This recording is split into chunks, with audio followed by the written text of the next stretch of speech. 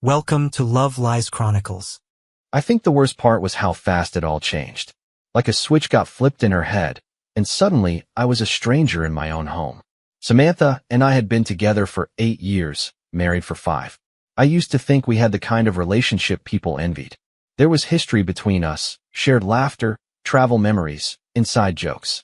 I still remember the way she used to look at me, like I was the safest place in the world. I wasn't perfect, but I showed up. Every damn day. We didn't come from money. I worked full-time as a regional logistics manager, basically long hours, decent pay, and a constant battle with inventory systems that felt like they were programmed in the 90s. Sam was in marketing for a local lifestyle brand. Creative work, flexible hours, and always surrounded by flashy types, stylists, brand reps, influencers, whatever the hell that meant. I was proud of her. Proud that she had carved out a space for herself in a competitive world. For most of our marriage, we were a good team. I handled the boring stuff, budgets, bills, tax prep, and she handled the sparkle. Dinners, birthdays, decorating our apartment in that warm, camellit aesthetic she loved. She made life feel lived in, like a home. And I liked that she brought the color, even if I felt like the grayscale sometimes. But something shifted last fall. Subtly at first. She started staying late at work. Said there were campaign deadlines or client meetings that ran over. The first time she missed one of our Friday movie nights, she apologized and brought home Thai food. The second time, she just said, "You know how it is," and went straight to the shower without even asking how my day went. Then she started dressing different, heels and tight pencil skirts on what she used to call laptop days, even doing her hair for video calls. I asked about it once, jokingly, half smiling, and she said, "You'd be amazed how much better people take you seriously when you look the part." Fair enough. I let it go. But there were other things. Her phone, always on silent, always flipped over. A new passcode she didn't mention. Sudden bursts of giggles at messages she refused to share, then getting defensive if I glanced in her direction. One Saturday, I reached over to grab her charger and accidentally picked up her phone. She yanked it away so fast she knocked over her coffee. "Jesus, Nick," she snapped, like I'd just pulled a fire alarm.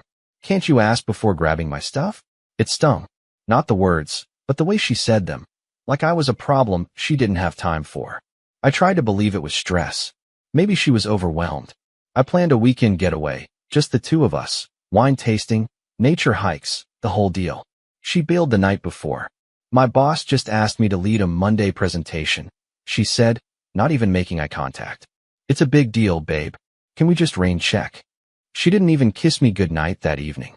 I kept telling myself to be patient, that people go through phases, that the best thing I could do as her husband was to be steady, present, unshaken. But being steady doesn't mean being blind. That Thursday evening started like any other. I got home around 6:45, took off my boots, dropped my bag. I could smell something sweet from the hallway. Incense maybe, or one of those essential oil diffusers she loved. But there was also music playing. Loud. A playlist she used to put on when we had friends over. Upbeat, jazzy stuff. She never played it when it was just the two of us. I opened the door to our apartment, and the living room looked different. Candles. Dim lighting. A bottle of wine open on the table. And my suitcase, was sitting by the door. Full. "What's going on?" I asked, walking in slow. Sam stood in front of me, arms crossed. She was wearing a short red dress I hadn't seen in months. Hair curled. Full makeup, like she was heading out somewhere nice. Or like she was expecting company. "I packed some things for you," she said, like she was talking to a customer service rep and not her husband. "You'll want to get a hotel for a few nights." I blinked. "What the hell are you talking about?" She smiled. And I swear, it was the coldest smile I'd ever seen. "I'm done, Nick. I've met someone else. I'm not asking for your permission. I'm telling you. You've been replaced." She actually said that. "You've been replaced." I laughed. Not because it was funny, but because it was absurd. The kind of thing you only hear in soap operas or trashy TV dramas. But she meant it. Her eyes were dry, determined. My chest was pounding, and I didn't know what to say.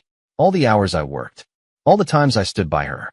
All the birthdays, anniversaries, shared meals, quiet mornings in bed. They meant nothing to her. I was just a placeholder in her mind. A phase she'd outgrown. "What happened to you?" I finally whispered.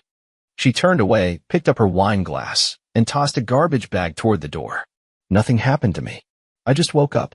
I stood there for another minute, completely paralyzed. Then, slowly, I picked up my keys, grabbed the handle of my suitcase, and walked out. I didn't say goodbye. Didn't slam the door. I didn't even look back. She thought she'd ended the story. She had no idea the next chapter was mine to write. I didn't cry that night. Not at first. I booked the cheapest hotel I could find just outside town, the kind with a flickering hallway light and an ancient vending machine that still took quarters. I lay there on the stiff mattress, fully dressed, staring at the ceiling. My bag was half unzipped on the floor, a tangle of shirts, chargers, and socks she had tossed together like she was packing for a weekend trip I didn't matter on. It felt surreal. Like maybe I had hallucinated the whole thing.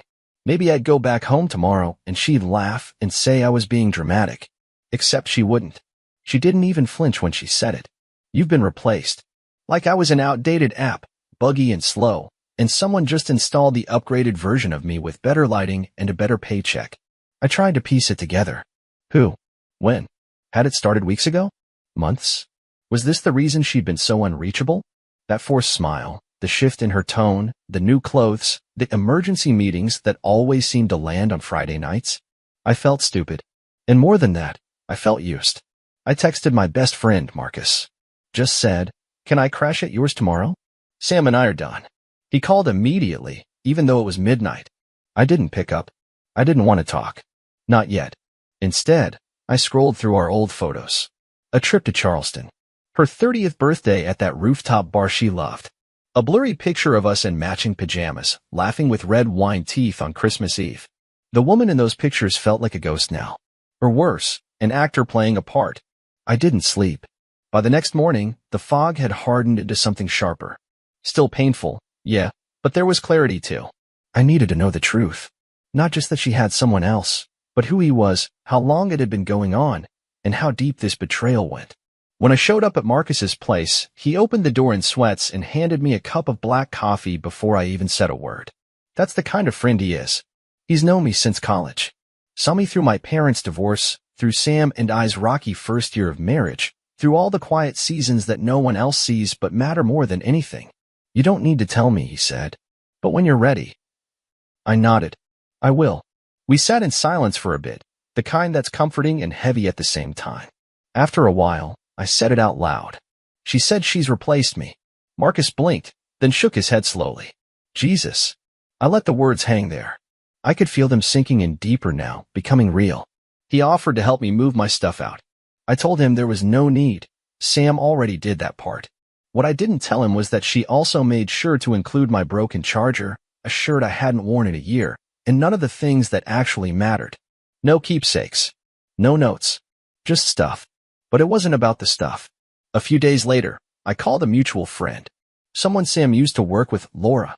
We hadn't spoken in a while, but she always liked me, and she was sharp enough to notice things other people missed. I didn't push too hard. Just asked how things were going at the office, played it casual, like I was catching up. She hesitated, then asked if everything was okay between me and Sam. That obvious? I asked. She's been acting different lately. I pressed gently. Laura sighed. There's this guy. Derek something. New creative director. Drives a Porsche. Thinks he's God's gift to women. He's been hanging around her desk a lot. Everyone noticed. Is he married? Divorced. Very recently, actually. Rumor is he left his wife for someone at the office. I didn't say anything, but my stomach turned. I shouldn't have said anything, she added quickly. Forget I did. No, I said. Thank you. I needed to hear it. I hung up, and the anger finally found its footing. I had been cast aside like an inconvenience for a man who probably practiced a smirk in the mirror. A guy who coasted in, flashed a few smiles, dropped a few compliments, and watched her fall for him like it was all just some low-budget romantic comedy. That night, I checked her social media. Nothing obvious. She hadn't posted in days. But her likes had shifted. New accounts. Tags on polished group shots at industry mixers, nights out she'd never mentioned. And there, in the background of one picture, Sam, leaning in close to a man with a glass of whiskey in one hand and his other hand tucked behind her back. It wasn't a full shot, but I'd seen enough. Derek. So that was it. I wasn't just replaced. I was calculated out. She knew exactly what she was doing when she packed my bag and poured that wine. She had already installed her upgrade. Probably redecorated the apartment. Probably had him over the next night. I sat on Marcus's guest bed, hands gripping my phone. I wasn't going to message her. I wasn't going to beg. But I was done being confused. Now, I was getting ready. Time does something strange after you've been gutted. At first, every minute feels like an hour. You replay conversations. You question everything.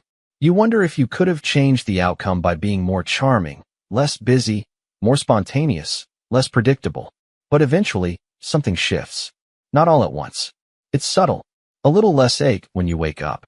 A flicker of hunger. A genuine laugh that catches you off guard. And when that shift starts, if you're smart, you don't rush it. You respect it. You build on it. That's what I did. I stayed with Marcus for a few weeks.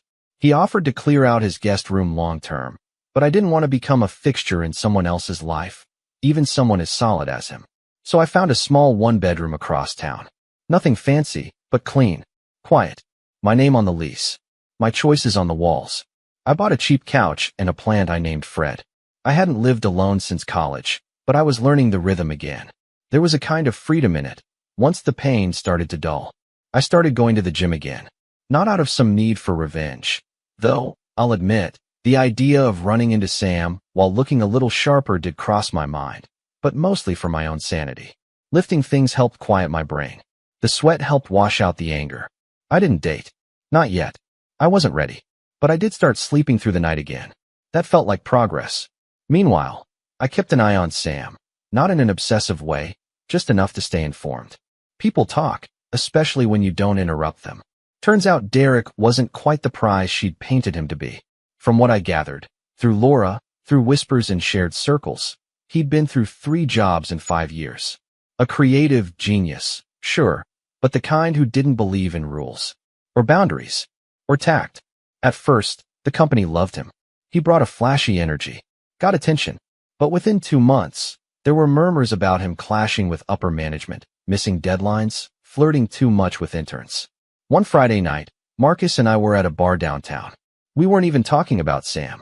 We were deep into a conversation about whether Die Hard was a Christmas movie, when he paused mid-sentence and nodded toward the door.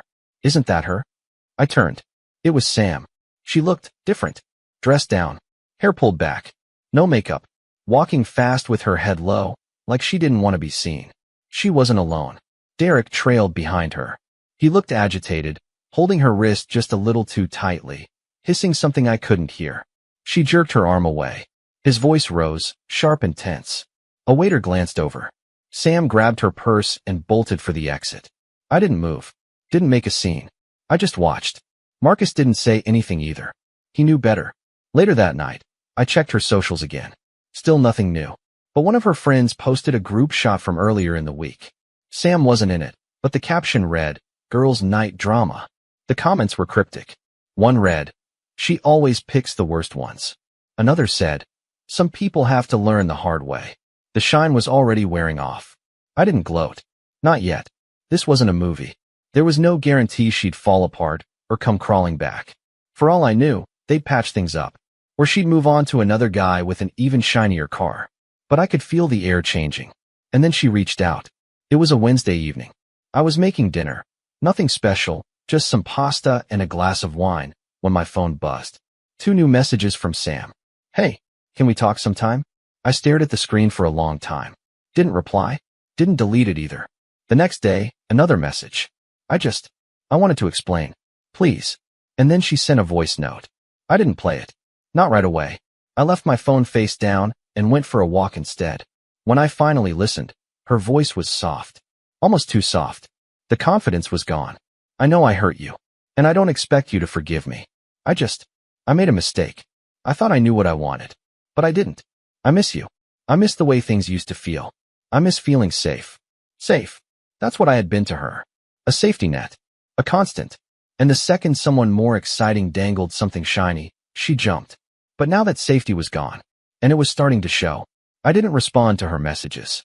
Not out of spite. Not because I wanted to punish her. I just didn't owe her anything anymore. I had already been humiliated. Exiled. Replaced. And if her new life was so perfect, then she didn't need me interfering with it. So I left her on read. But the messages kept coming. 2 or 3 a week at first. Then daily. Then multiple times a day. She tried every angle: casual, nostalgic, apologetic, wounded, even seductive. One message ended with, "I still remember that weekend in Asheville. That version of us. I want it back." That version of us? The one where I was working 60-hour weeks and she was entertaining Derek on my dime? No thanks. The final crack didn't come in a message. It came from Laura. She texted me one morning. "I think you're going to want to see this." Attached was a screenshot of an internal company memo. Derek was out. Official language, creative differences, and breach of conduct policy. But Laura gave me the real scoop. Apparently, Derek had crossed a line with a junior employee. Nothing illegal, but enough to make upper management nervous. There was a formal complaint. HR got involved. And when they reviewed his behavior, including his relationship with Sam, which had grown increasingly volatile, they decided it was easier to cut him loose before things exploded. And Sam? Collateral damage. She wasn't fired, but she was moved. Demoted, technically. They shuffled her to a quiet department, took her off major accounts. Her face was no longer the one they used in promotional videos. She'd become background noise. Worse, word got around. It always does. The same people who toasted her at happy hours started whispering behind her back. She became the one who slept with Derek, the one who helped bring him in and then got left in the fallout. Her credibility evaporated. So did her confidence. Laura said she looked like a ghost walking around the office. No heels. No red lipstick. Just flats and puffy eyes and half-hearted smiles. And then came the inevitable. Sam showed up at my door. It had been months since the night she tossed me out. And there she was now, standing outside my apartment, hugging herself, drenched from the rain. I opened the door, slowly. "Nick," she said, voice trembling. I didn't say anything. Just stepped aside so she could choose whether to speak or go. She stepped in. She didn't try to touch me. Didn't make excuses. She just stood in the middle of the room, looking around like it was the first time she'd ever been in a place I called mine. "You look good," she said softly. I nodded. She took a breath, then another. And finally, she spoke. "I messed up." Silence. I thought I was chasing something better. Something more exciting. But he wasn't you. He was nothing. A performance. And I bought into it like an idiot. I ruined everything for a man who couldn't even show up when things got hard. I leaned against the kitchen counter, arms folded. Still silent. She looked down. "I miss you. Not just what we had, not just the life, but you. The way you listened. The way you made space for me. The way you loved me without needing applause." She paused, eyes glassy. I didn't know how rare that was until it was gone. I stayed quiet for a long moment. Not because I didn't have anything to say, just because I needed to feel the weight of the moment. I needed her to feel it too. "You didn't just mess up," I said finally. "You walked out the door, looked me in the eye, and said you've been replaced. You didn't stumble into a mistake, Sam. You jumped into it." Eyes open. Tears spilled over then. She nodded. "I know. And I hate myself for it." "Do you?" She looked up, startled. "I'm not saying that to be cruel," I added. "But you say you hate yourself, and yet you came here hoping I'd fix it? Take you back? Pretend it didn't happen?" "No," she whispered. I needed you to know I'm sorry." I let that hang in the air. "I do know," I said finally. "But sorry doesn't change anything." She nodded, slowly. "I lost you," she said. I didn't answer. She stood there another moment, then turned toward the door. Just before she stepped out, she looked back at me. "You really were the best thing in my life," she said. I met her eyes. Calm. Steady. "I know." And with that, she was gone. She didn't reach out again after that night. I thought she might. I expected at least one last message, something pleading, emotional, maybe desperate. But there was nothing. Just silence. Which, ironically, was the most honest thing she'd given me in months. And honestly, it was exactly what I needed. Life didn't magically fix itself after that. There was no sudden breakthrough or movie moment epiphany. But day by day, things settled. I got used to waking up without the sound of her hairdryer in the next room. Got used to cooking for one. Got used to walking past couples at the farmer's market without a pang in my chest. I didn't forgive her. People always say forgiveness is essential, but I don't buy that anymore. Some things don't need to be forgiven. They just need to be accepted and released. What I did do was let go of the idea that her betrayal defined me, that I was the failure in the story she wrote in her head. Because I wasn't. I showed up. I stayed loyal. I gave more than I took. I didn't lose her, she lost me. And the world kept turning. I got promoted at work. Not a massive leap, but a quiet validation that I was more capable than I ever gave myself credit for. I started hiking again, made a couple of new friends. Hell, I even started volunteering at a community program for teens who aged out of the foster system. No big deal. Just something that gave my weekends more shape than wallowing ever did. Then, about 6 months after she came to my door, I saw her again. It was at a local fundraiser, open event, lots of familiar faces from the city's business and marketing circles. I almost didn't go, but Marcus dragged me there. Said I needed to wear something that didn't come from a clearance rack and talk to people who didn't know my whole story. She was standing near the back, by the bar. Alone. Hair pulled back. Plain navy dress. No red lipstick. No heels. And definitely no Derek. She saw me before I could turn away. Her eyes widened slightly. Then she smiled, small and quiet. I gave her a polite nod. Nothing more. Just a simple acknowledgement that we had once shared a life. And that now, we didn't. Later that evening, Laura caught me before I left. She looked rough, she said, nodding toward the bar. I don't think she's doing well. I shrugged. I'm not her therapist. Laura chuckled. No, you're not. But she definitely regrets it. I didn't respond to that. I didn't need to. Regret was hers to carry, not mine. I walked home that night alone, hands in my pockets, breathing in the crisp air that still carried a hint of early spring. I passed a florist on the corner, the kind Sam used to stop at on Sundays. For a moment, I thought of buying something. Old habit. Then I smiled and kept walking. I didn't need to fill space anymore. My life had space on purpose now. Not because someone else discarded me, but because I made room for peace, for realness, for the possibility of something better. Not shinier. Not louder. Just right. Sometimes I still think about that night she threw my things at the door. You've been replaced, she said. And now? I've rebuilt everything she threw away.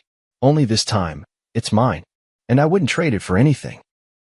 Dear listeners, please share your thoughts in the comments, and do not forget to like, share, and subscribe to the channel.